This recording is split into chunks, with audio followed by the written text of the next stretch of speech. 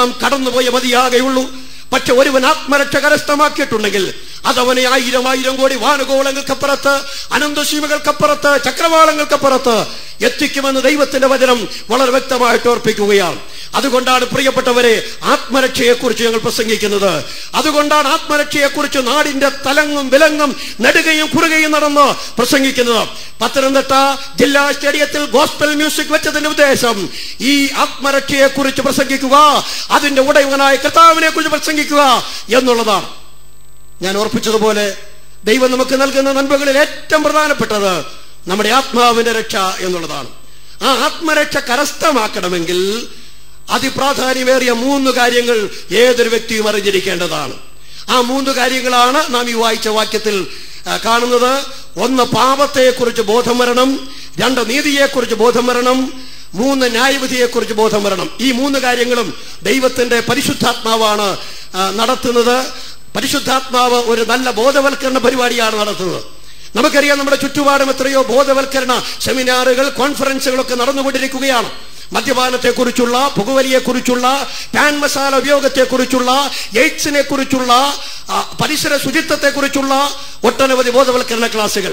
പക്ഷെ ഇന്ന് രാത്രി ഞാൻ ഓർപ്പിക്കട്ടെ, ഇതിലേറ്റവും കാതലായ വിഷയം ഏതാണോ ആ വിഷയത്തിനാണ് ദൈവത്തിന്റെ ആത്മാവ് ബോധവൽക്കരണം നടത്തുന്നത്. പാപത്തെക്കുറിച്ച് പരിശുദ്ധാത്മാവ് ബോധവൽക്കരണം നടത്തുന്നു. നീതിയെക്കുറിച്ചും ന്യായവിധിയെക്കുറിച്ചും ദൈവത്തിന്റെ ആത്മാവ് ബോധവൽക്കരണം നടത്തുന്നു. പാപത്തെക്കുറിച്ച് ബോധവൽക്കരണം നടത്തുക എന്ന് പറഞ്ഞാൽ എന്താണ്? ഒരു വ്യക്തി പാപിയാണ് എന്ന് അവനെയും കൂടി സമ്മതിപ്പിക്കുക, അതാണ് അതുകൊണ്ട് ഉദ്ദേശിക്കുന്നത്. പ്രിയപ്പെട്ടവരെ, പാപത്തെക്കുറിച്ച് നമ്മൾ ചിന്തിക്കുമ്പോൾ റോമാലേഖനം 5-ാം അധ്യായം 12-ാം വാക്യത്തിൽ കാണുന്നത് ഒരുവൻ മുഖാന്തരം പാപം ഈ അവനിയിലേക്ക് ആവിർഭവിച്ചു എന്നുള്ളതാണ്. ഏക മനുഷ്യനാൽ പാപവും പാപത്താൽ മരണവും ലോകത്തിൽ കടന്നു. ഞാൻ വിശദീകരിക്കുന്നില്ല. മറ്റൊരു കാര്യം നമ്മൾ കാണുന്നത് റോമർ 3:23 വായിക്കുമ്പോൾ ആ പാപം സാർവത്രികമായി തീർന്നു എന്ന് മനസ്സിലാക്കുവാൻ കഴിയും. ഒരു വ്യത്യാസവുമില്ല, എല്ലാവരും പാപം ചെയ്ത് ദൈവതേജസ്സില്ലാത്തവരായി തീർന്നു. ഒരുവൻ മുഖാന്തരമുളവായ പാപം ഈ അവനിയിൽ ആമുഖം വ്യാപരിച്ചുകൊണ്ട് സകല ജനതയും പാപത്തിന്റെ കീഴിൽ അടച്ചുകളയും തക്കവണ്ണം ആ പാപം മൂലകാരണമായി തീർന്നു എന്ന് നാം ഓർക്കുകയാണ്. ഈ പാപമാണ് മനുഷ്യ ജീവിതത്തിൽ ഒട്ടനവധി വിനകൾ വരുത്തി വെക്കുന്നത്.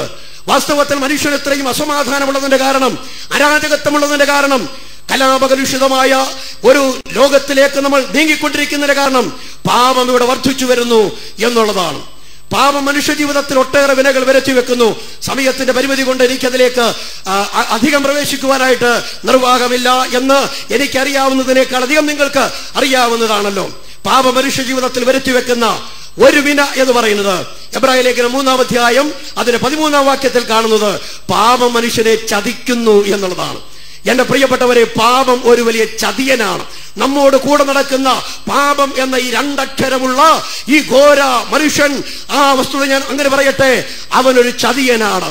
എങ്ങനെയാണ് പാപം മനുഷ്യനെ ചതിക്കുന്നത്? ഞാനിങ്ങനെ ഓർപ്പിക്കട്ടെ, പകലന്തിയോളം പണിയെടുക്കുന്ന പണം, ആ പണം വൈകുന്നേരം കൊണ്ട് കൊടുക്കുന്നത് മദ്യശാലയിലാണ്. അങ്ങനെ മനുഷ്യന്റെ കഠിനാധ്വാനം മുഴുവനും അങ്ങനെ ചെലവഴിക്കുകയാണ്. അത്തരത്തിലുള്ള ഒട്ടനവധി കാര്യങ്ങൾ, മദ്യപാനം മാത്രം പറഞ്ഞാൽ പറ്റുകയില്ല, പുകവലി, അതിനേക്കാളേറെ ഇപ്പോൾ പടർന്ന് വലുതായിക്കൊണ്ടിരിക്കുന്ന മറ്റൊരു വിഷയമാണ് പാൻ മസാല ഉപയോഗം എന്ന് പറയുന്നത്. ചെറിയ ചെറിയ മാടക്കടകളിൽ പോലും വർണ്ണക്കടലാസുകളെ തൂങ്ങിക്കിടക്കുന്ന അങ്ങനെയുള്ള മസാലകൾ. എന്റെ പ്രിയപ്പെട്ടവരെ, വിശദീകരിക്കാതെ ഞാൻ പറഞ്ഞു പോകട്ടെ, പാപം മനുഷ്യനെ ചതിക്കുകയാണ്. ഇന്നു രാത്രി ഞങ്ങളെ കേൾക്കുന്ന ബഹുമാന്യ ശ്രോതാവേ, നിങ്ങളൊരു മദ്യപിക്കുന്ന വ്യക്തിയാണെങ്കിൽ, പുകവലിക്കുകയും അതുപോലെയുള്ള കാര്യങ്ങൾ ചെയ്യുന്ന വ്യക്തിയാണെങ്കിൽ, വളരെ വ്യക്തമായി ദൈവത്തിന്റെ വചനം പറയുന്നു, പാപം നിങ്ങളെ ചതിക്കുകയാണ്. മാത്രമല്ല, മനുഷ്യനെന്ന് ഏറ്റവും ലഹരിയായിരിക്കുന്നത്, ഏറ്റവും ആവേശം കൊള്ളിക്കുന്ന ഒരു വിഷയമാണ് സിനിമ, നാടകം, ക്യാബറെ, ഡിസ്കോ ഡാൻസുകൾ. എത്രയോ ആളുകളാണ് അതിൽ വശീകരിക്കപ്പെട്ടു പോകുന്നത്. എന്തുകൊണ്ടാണ് ഇത്രമാത്രം ഹരം ഇതിനുണ്ടാകുന്നത്? എന്റെ പ്രിയപ്പെട്ടവരെ, പാപത്തിന്റെ വശ്യശക്തിയാണെന്നതിന്റെ കാരണമെന്ന് ഈ രാത്രിയിൽ ഇവിടെ കൂടിയിരിക്കുന്ന വലിയൊരു സമൂഹം മറന്നുപോകരുത്.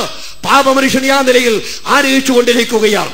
ഒരിക്കലൊരു ചിന്തകൻ പറഞ്ഞു, ലോകം എന്ന് പറയുന്നത് ഉടമസ്ഥൻ വെളിയിലേക്ക് പോയപ്പോൾ വിലവിവര പട്ടിക തിരുത്തിയ ഒരു പലചരക്ക് കടയ്ക്ക് തുല്യമാണ്.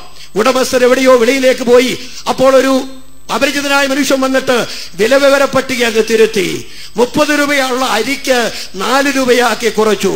6 രൂപ വിലയുള്ള ഉപ്പിന് അത് 50 രൂപയാക്കി മാറ്റി. വിലവിവര പട്ടിക തിരുത്തി. അദ്ദേഹം പറഞ്ഞത്, ഇന്ന് ലോകത്തിൽ വിലയുള്ളതിന് വിലയില്ല, വിലയില്ലാത്തതിന് വിലയുണ്ട്. ആത്മീകമായ കാര്യത്തിന് ലോകത്തിൽ വിലയില്ല, എന്നാൽ നാടകത്തിനും സിനിമയ്ക്കും ക്യാബറ എടുക്കോ ഡാൻസുകൾക്കും വെറിക്കൂത്തുകൾക്കും ലജ്ജതകൾക്കും മദ്യപാനത്തിനുമൊക്കെ ഇവിടെ വിലയുണ്ട്, അഭിമാനമുണ്ട്, അന്തസ്സുണ്ട്. ഇന്ന് രാത്രി ഓർപ്പിക്കട്ടെ, പാപത്തിന്റെ വലിയ ചതിവാണ് അവിടെ നടക്കുന്നത്. പാപ മനുഷ്യനെ ചതിക്കുന്നു എന്നോർപ്പിക്കുകയാണ്. ഞാൻ ഓർപ്പിച്ച എബ്രായർ 3:13 മറ്റൊരാശയം കൂടി ഉണ്ട്. പാപം മനുഷ്യന്റെ ഹൃദയത്തെ കഠിനമാക്കുന്നു. പാപം ഹൃദയത്തെ കഠിനമാക്കുന്നു എന്ന് പറഞ്ഞാൽ എന്താണ് അതിന്റെ അർത്ഥം? മനുഷ്യന് എന്തും ചെയ്യുവാൻ മടിയില്ലാത്തൊരവസ്ഥയിലേക്ക് വരികയാണ്. ഏത് ക്രൂരകൃത്യവും ചെയ്യുവാൻ ഇന്ന് പലർക്കും മടിയില്ല. ടെററിസ്റ്റുകൾ, ഭീകരവാദികളെ കൊണ്ട് നമ്മുടെ കൊച്ചു കേരളം പോലും നിറഞ്ഞിരിക്കുകയല്ലേ. ഭീകരവാദികൾ, ഹൃദയം കഠിനപ്പെട്ടിരിക്കുന്ന ആളുകൾ. അവിടെ നിന്നുകൊണ്ട് വേറൊരു ആശയം കൂടി അതോളം മതത്തിൽ ഞാൻ ഓർപ്പിക്കുന്നു. ഹൃദയ കാഠിന്യം എന്ന് പറഞ്ഞാൽ സമാധാനമില്ലാത്ത ഒരവസ്ഥയിലേക്ക് ആളുകൾ തിരിഞ്ഞിരിക്കുകയാണ്. ആളുകൾക്ക് ഇന്ന് എല്ലാം ഉണ്ട്, പക്ഷേ ഇല്ലാത്ത ഒരു കാര്യം സമാധാനം എന്നുള്ളതാണ്. സമാധാനത്തിന് വേണ്ടി ആളുകൾ നെട്ടോട്ടം പക്ഷെ സമാധാനം ഒരു മരീചിക പോലെ അവനെ വിട്ട് ഓടി അകലുകയാണ്. ഒരെഴുത്തുകാരൻ ഒരിക്കൽ ഇങ്ങനെ എഴുതുകയുണ്ടായി.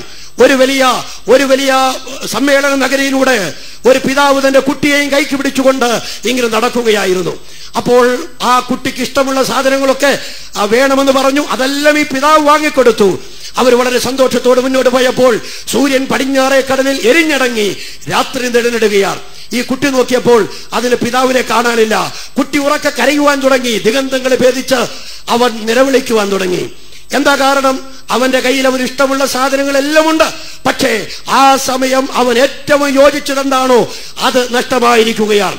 ഇന്ന് രാത്രി ഈ ദൃഷ്ടാന്തത്തിലൂടെ ഞാൻ ഓർപ്പിക്കട്ടെ, മനുഷ്യന് സംഭവിച്ചിരിക്കുന്ന ഏറ്റവും വലിയ പരാജയത്തിന് കാരണം സൃഷ്ടാവായ ദൈവത്തെ വിട്ടുപോയി എന്നുള്ളതാണ്. ദൈവവുമായിട്ടുള്ള ബന്ധം നഷ്ടപ്പെട്ടു എന്നുള്ളതാണ്. അതാണ് മനുഷ്യന്റെ അടിസ്ഥാനപരമായ പ്രശ്നം എന്ന് പറയുന്നത്.